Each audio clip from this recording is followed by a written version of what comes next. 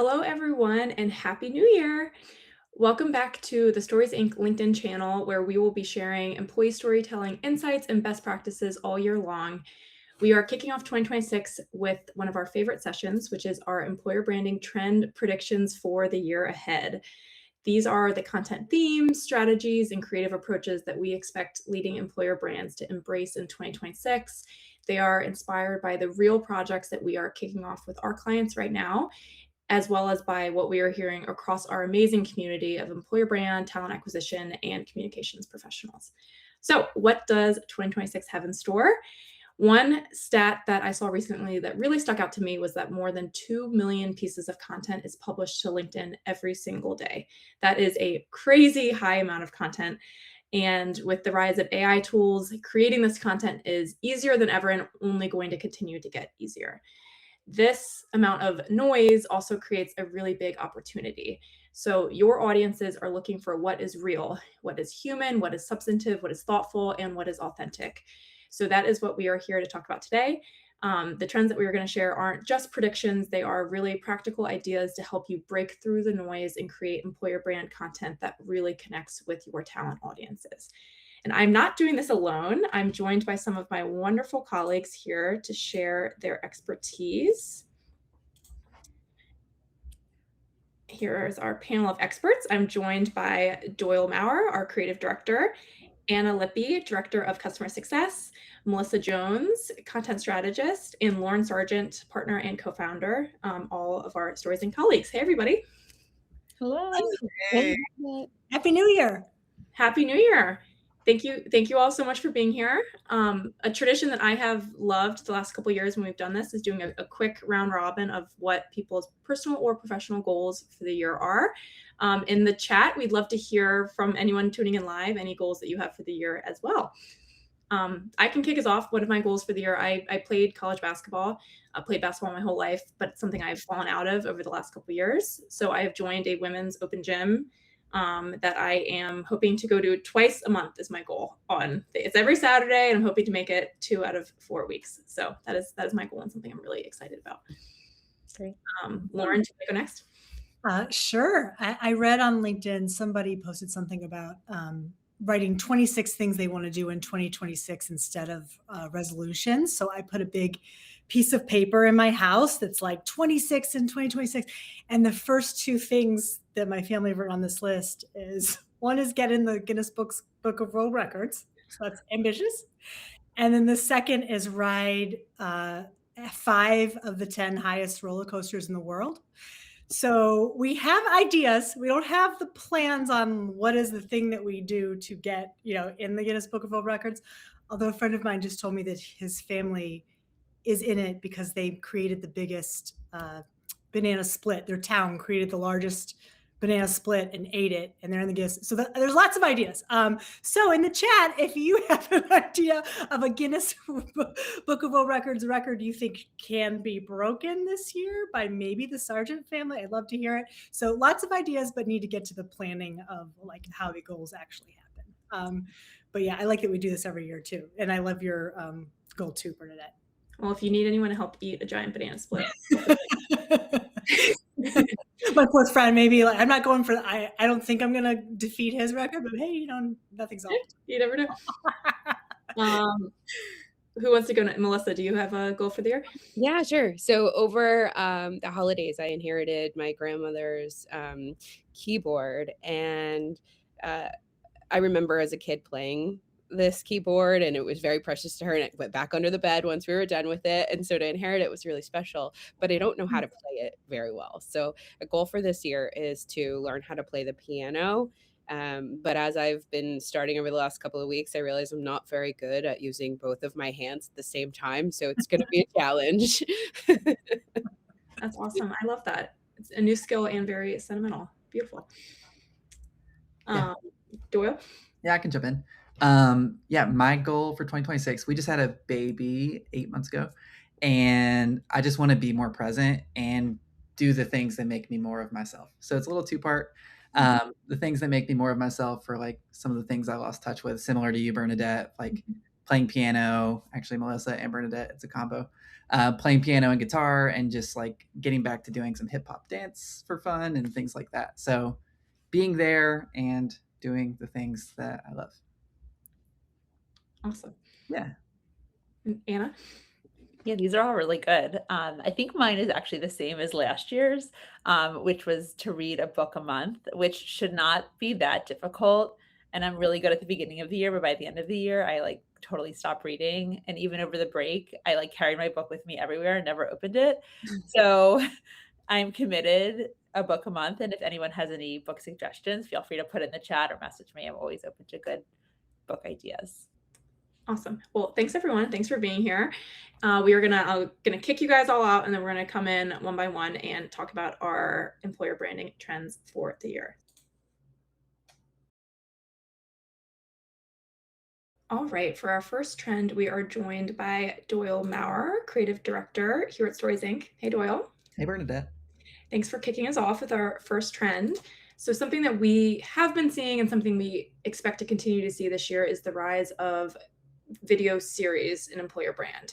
Can you tell us a little bit more about that and why this approach is really gaining traction right now? Yeah, this is one of my favorite trends of 2026. So I just want to simplify it. A series is really just a promise that you're making to your audience.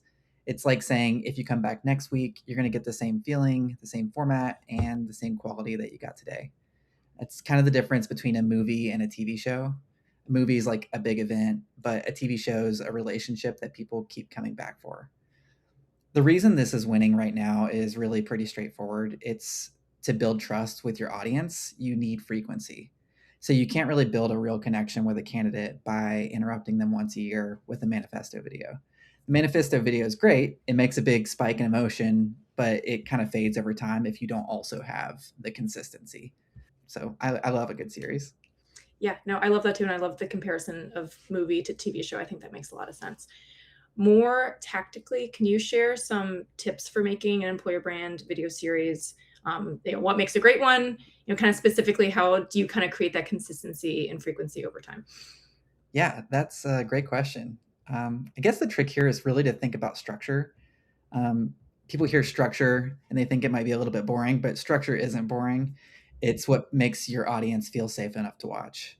So my biggest tip is really to, I guess, create a container for your content. And if you think about a show like Hot Ones or Chef's Table, the reason those shows work is because the structure never changes. The intro is the same, the way they frame the shots the same, and even some of the questions that they're asking are the same. Because that container's defined, the storytellers that are on screen can be raw and authentic and completely themselves. You take away the chaos of like figuring out the structure, and if you do that every time, you can actually be more creative and make room for the story to actually land. I guess so practically, first, you want to give it a real name. Don't call it Employee Spotlight Volume 4. You can call it something like Meet the Makers or The Pivot Point. It just needs an identity of its own. So name it. Second thing is to define your visual constraints. So you want to make a decision like, we always center our interviews, or we always shoot this black and white. And those constraints make it feel more like a cohesive world so people know what to expect when they show up. And then the third thing I would say is not to just share information. You want to share a specific struggle. So don't make a generic series about innovation. Make it about the mistakes that taught us everything we know. You can still talk about innovation, but it's a little more specific. That's what builds the connection. Whereas if you stay more general, it can kind of just add to the noise. There's lots of content out there, and we don't need any more noise. So can you give us an example? I know we have one example we're going to share, but can you talk about some series that we are working on now at Stories Inc? Yeah. We've actually worked on a few different campaigns or series lately. One of my favorites is Stellantis and their Meet the Makers series. The challenge for them is really scale. They have thousands of employees, so many stories, and we wanted to make it consistent without losing the depth of those stories and the quality of the visuals. So we built one of those containers with them.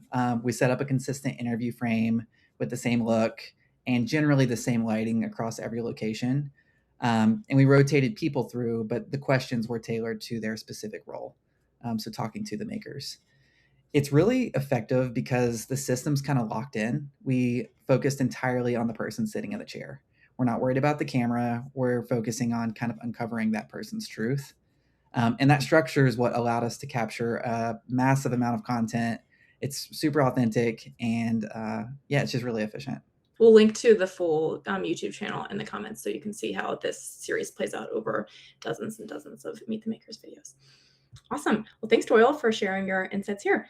Thank you. Our next trend is something that has been gaining momentum for a while, and we expect to see more of in 2026, and that is leader storytelling. And I'm joined by Lauren Sargent to share a little bit more about that with us. Hey, Lauren. Hello, one of my favorite subjects and one of my favorite people. Yes. So can you tell us about leader storytelling and why it's going to be a trend again this year? Yes. I mean, I would be remiss to not compliment us about how we said this was a trend last year, and it really did prove to be true. So I just read recently that LinkedIn shared that last year leader posted content increased 43% in 2025. So a huge increase in leader posting leader content. That said, it's still a trend this year because there's a lot of opportunity, and I think it's only going to increase. It's not a played out strategy. There's lots of room to do this better and well. And I still think it's one of the biggest cheat codes, leader storytelling. I agree. I think it's probably worth sharing why leader stories, why do they work so well? I think the number one reason is that it's the fastest way to build trust with your audience. So I know Doyle talked a lot about consistency. That's something we believe too. But leader storytelling, I think, does build trust quickly with your audience. Beyond that, it performs really well. I should tell our audience, so Bernadette and I worked on a project this year where we looked at 7 different leading employee storytelling programs, and we audited their content on all their publicly facing channels. And the best performing videos amongst the top 2 best performing brands were leader videos. So that's something they had in common, and just really outshined a lot of the content. Mm-hmm. So why do you think these videos perform well, and how should employer brand leaders be thinking about activating their leaders through content this year? Yes, for one, I think it's a topic that core audiences like candidates and employees, they do want to hear from leaders, but also so does everybody else. So there's a wide audience. It performs well with your intended audience, but then it also has legs with other unintended audiences, perhaps, or intended audience as well. It reaches a lot of different audiences. And I'd say the other reason is that the best leader videos combine 2 things people just like to see in videos, which one is real people sharing their experiences and being human. So we know humanizing leaders is a big deal when you're creating leader videos. But the second is also leaders sharing their expertise, their vision, what they hope for their organization. And so that's also sharing expertise is also something that people generally want out of videos. So in fact, last year, LinkedIn conducted a series of conferences around the world, and they were called B2 Believe. And I guess it wasn't the first year they've done it, but it was just the first year that I was following. So they announced that people-led stories drove engagement by about 65%. And then sharing expertise and expert takes increased engagement by 53%. So leader videos just satisfy both of those high-performing, categories. Yeah, no, they check so many boxes, and as you said, so many different types of people want to hear them. So it's why it's such compelling content. More practically speaking, what does leader storytelling look like, and how can you go about creating really great leader content? Yes, well, I love when we can combine our trends. So I'd say some of the best leader stories I've seen have been a part of a series. I think that's a great way to capitalize on that frequency and building trust. So I'd say, you can create a series about a single leader, and there's just so many topics you can cover with the leader, such as, how they got there, their career story, their vision for the organization, why they're still there. There's so many things that you can cover in a series with one leader. I've also seen it very well done where, similar to like what Doyle was saying about the wrapper, the container, having that already set and then just rotating your leaders in I wouldn't say the exact same questions, but similar questions and similar vibe and feel and look and feel of the video. So I'd say a series where you're actually interviewing several leaders. I think that that's also very, very effective. And I think it goes without saying, you mentioned like checking the boxes with creating any kind of leader or employee storytelling series or video content. It's also important that the leader is really excited and proud about what you're creating with them and for them so that they share it on their networks, because that's another kind of like supercharged thing about leader videos is that it's great for corporate channels. It's great for all different places, but it's also wonderful that you can utilize the network of that leader so they can post that content as well. So that's just I think that we all know that, but friendly reminder that you get even more mileage when leaders are actually sharing the content you're creating. Awesome. Well, thanks, Lauren, for sharing more about leader storytelling with us. And I look forward to seeing all these great stories in my feed. So leader storytelling isn't the only type of stories you're going to see in your feed this year. When looking back at our 2025 content, we found that 50% of our projects included a frontline employee element, which is really amazing. So to talk about our next trend, which is featuring frontline employees, we are joined by my colleague, Melissa Jones. Hey, Melissa. Hi. So I was really amazed when I saw this, that 50% of our projects had a frontline element to it. And I think it just really speaks to that featuring these members of your team is something that's really important to employer brands right now. So you have worked on a lot of these projects. Can you just tell us a little bit more about frontline storytelling and how you're seeing brands approach it? Yeah, definitely. Thanks, Bernadette. I will start with a moment that really stuck with me. I was interviewing Tom, an assembly line worker at an automotive manufacturing company, and I asked a pretty standard question: "What do you do here?" And instead of describing the equipment or the process, he said, "I help get families where they need to go safely." And that answer completely reframed the work for me. It stopped being about a line or a shift, and it became about responsibility and real people on the other end of it. So, that's why these stories matter. They help us see work that's often overlooked in a fuller, more human way. Not just what gets produced, but the care, the judgment, the standards, all of what it takes to do the job well. And so when candidates hear someone talk about their work the way that Tom did, they're not being sold a role or a brand. They're actually getting a much clearer picture of what the work actually means, whether they can see themselves doing it. And so in field storytelling, this frontline storytelling, it also works as a very honest job preview, showing the environment and the pacing and the level of responsibility all up front tends to improve fit and application quality and ultimately retention. And so there's also this element of internal impact that matters just as much.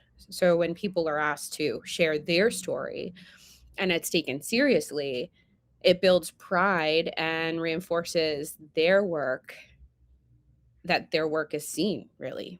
And so for Tom, telling his story wasn't just motivating, it's reaffirming. No, you're absolutely right. And there's so many elements to why this content performs so well. So it is great for the candidate and great for recruiting. And then it's also great for that employee engagement, recognition, retention piece. But I just want to share a few photos of just frontline employees and what it looks like when you're capturing this behind the scenes. And to kind of echo what Melissa said, that when you're capturing these team members, it's like you get to see the environment behind them, you get to see the uniforms that they're wearing, the tools that they're doing their work with. So it's so important to visually show the work that these team members are doing, and then to capture their stories and share the why and the how and the purpose behind the work that they're doing. So this is manufacturing, hospitality team members, lab team members, people that are really doing the hands-on behind the scenes work that make your products and services possible. Yeah, definitely. Can you give us, Melissa, any tips for how to create really great frontline employee story content? Yeah, there are three that come to mind for me immediately. The first being how much B-roll matters and more than you probably think. You want to show the work. As you saw in those photos, you want to show the work. And what makes these stories resonate is the craft. It's whether it's welding, chemistry, door-to-door sales. Be intentional about how you capture the hands, the focus, the precision. All those little details matter. That's where the pride lives, and that's what viewers connect with the most. The second is plan ahead so the story can breathe. This kind of storytelling often requires a lot of it requires coordination. Things like reserving equipment, securing a space, understanding safety protocols. The more that you plan all of those things up front, the more room you create for authentic moments to emerge on camera. You don't want someone scrambling around last minute looking for steel-toed boots, for example. Thinking about all of those things ahead of time, really makes the day go more smoothly. And then finally, always connect the how to the why. As I talked about, don't just document what someone does. Help them articulate how their work fits into the larger mission and how it contributes to the company's purpose and to real people beyond just the job site. Those things, when you get those three things right, the craft, the preparation, and the purpose, this kind of storytelling stops feeling like content and really elevates a role from a task to a calling. Awesome. That was so beautiful, Melissa. Thank you. Thanks. I love this stuff. For our next trend, we are joined by my colleague, Anna Lippi. Hey, Anna. Hello. So we have seen a lot of shifts in DEI storytelling over the last few years. Can you tell us kind of like what's changed and where we're at right now and how you're seeing brands approaching DEI storytelling in 2026? Absolutely. And this is a topic that's top of mind for lots of our clients. And so we saw lots of companies scale back or pause DEI storytelling in 2025. So there was a noticeable drop in initiatives that they were promoting externally. This year, we're seeing DEI content return, but this time with more intention. And so the biggest change is really a shift away from identity DEI content, like Heritage Month campaigns, and more towards year-round storytelling that feels more aligned to their universal employer brand. That makes sense. But can you expand on that a little bit and tell us like some examples of what this DEI content can look like? Yeah, absolutely. So a simple way to think about it is show, don't tell. So featuring diverse voices talking about everyday universal aspects of the employee experience, whether that's growth, purpose, or belonging. And so you could think of it like a Black woman reflecting on career growth and mentorship, or a veteran sharing how their background adds value to the team. So you're seeing it, you're seeing the kind of DEI principles, but it's a little bit more show, don't tell. And these stories really embed DEI into the broader employer brand instead of siloing it. Oh, I love that. And even thinking some of the other trends that we're talking about today, like making it a series and things like that, that I can picture how if you were to have a series about mentorship or career growth, there's lots of different stories in there and just being intentional about making sure that diverse voices are represented in that greater topic. So I could definitely see how that's a shift from like Heritage Month campaigns and other more like identity DEI stories. Exactly. Like it's still important. It's just shown in a different way than past years. Awesome. Well, thank you. And I'm glad that more brands are bringing DEI storytelling back this year. So thank you so much. Thanks. All right, for our next trend, we are welcoming back Creative Director Doyle Maurer. Hey, Doyle. Hey. And so I know a kind of counter trend to AI that you are expecting more employer brand teams to embrace this year is showing the messy middle. Can you tell us a little bit more about that? Yeah, for sure. We're heading into a world where anyone can generate content that's nearly perfect in seconds. But that quick polish usually covers up a lack of substance. It looks really great, but it doesn't have the thoughtfulness or the authenticity that's really going to connect with people.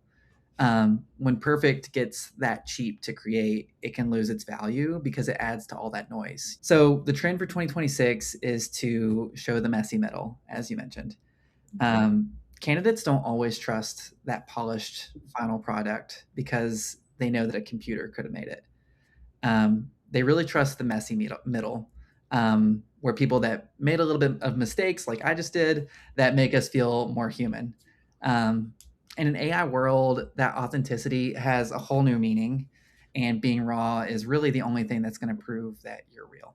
If you polish it too much, it looks fake. And if you leave some rough edges, you build a little more trust because people know that it's real.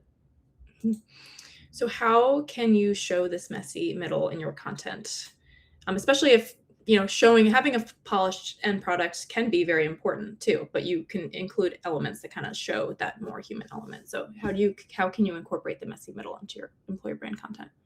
Yeah, there's a few ways that we do it specifically. So, you could start right with the perfect statement that someone says in the video, but you might start with a few seconds before that. And I call it a false start. So pretty much someone takes a deep breath or they say, okay, I'm ready. And just that little moment can bring it to life. In the same thought, whenever you're doing an interview in real time, leaving space for people to react and be their authentic selves, not jumping question, question, question.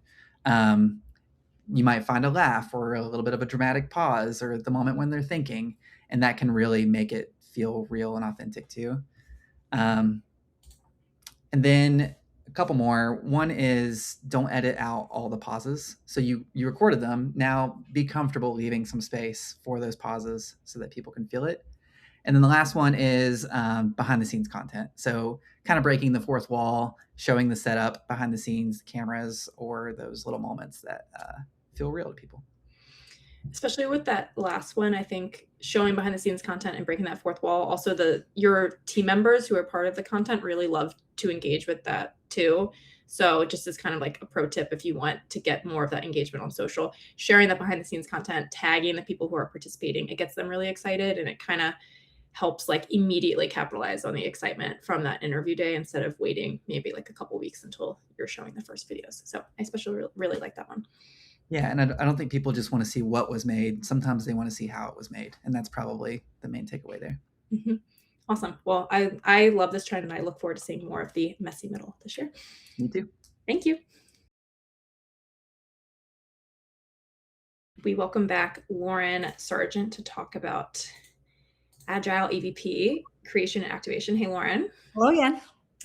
So EVPs used to take months to develop, even longer to launch internally and externally. So how are you seeing employer brand teams approaching the EVP creation and activation process differently this year? Yes, I'd say we activate a ton of EVPs that are wonderfully researched and beautiful. So no shame to the EVP game. I think that when done well, it's really excellent. But I would say that one of the complaints that I hear from employer brand leaders is that the process takes too long. It's thorough, which is wonderful, but by the time that it's actually activated and launched, it's lost a little bit of its meaning, and that they always wish that we could have activated sooner. So I'd say one trend that we are seeing is creating an Agile EVP where we're conducting interviews with employees, filming them, getting the EVP information, the stories, the inputs, the experiences, but also creating content at the same time. So we're seeing that shift to developing EVPs that way, a little bit more content first in tandem with collecting that information and then launching. Mm-hmm. So everything's kind of happening at the same time instead of all just the creation and then the activation down the line. Yes. And I'd say it's also a way that you can refine too as things are launched, as you test things in the market. But that's something that's a process that we're modifying slightly, and we do see it working. Mm-hmm. Awesome. Great. Well, thanks, Lauren. You're welcome. This concludes our 2026 employer branding trends. Thank you to our wonderful panelists for sharing their expertise today. And thanks to all of you out there who joined us live today and shared your thoughts in the comments. We are really excited for another great year. If anyone has any questions about employee storytelling content or what it would be like to work with Stories Inc., please message us on LinkedIn or visit our website to learn more and schedule time with our team. We would love to see how we can help. Thank you, and all the best to all of you out there, and here's to a great year. Bye.